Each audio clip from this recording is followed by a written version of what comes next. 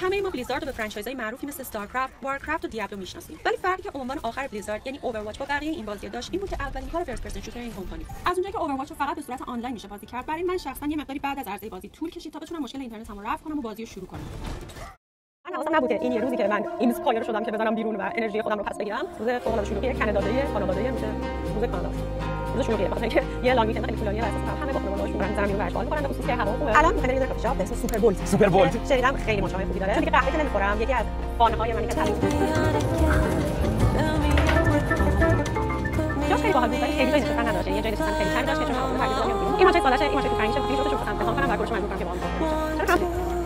خیلی خوشمزه. خب حالا تو فرنگی میده. همون. این که آپشن داشت خیلی خوبه. ماچه معمولی. گفتم با اوتو. خیلی ما چون می‌خوایم مثلا چیزی مرغی که برای پنیر می‌ذارن سرش میاد عوض میشه خودشون همش سعی می‌کنم می‌دونی یه چیزی بعدش باشه این هم عالم سوشن دیگه خوشمزه به این نتیجه میرسم که رنگش شاید آب داره سیانین داره شاید رنگش اومده خودم رنگش دوست دارم واقعا خوشمزه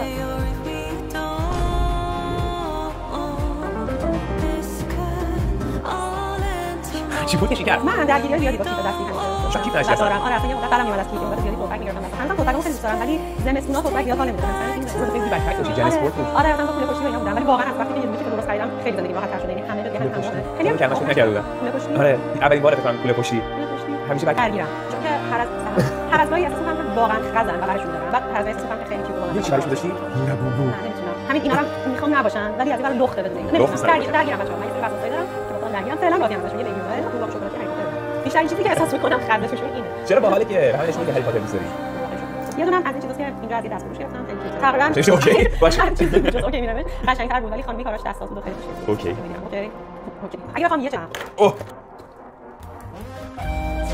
یه کیف کوچیکی برای من از بچگی داشتم واقعا یادم از اون مدرسه هم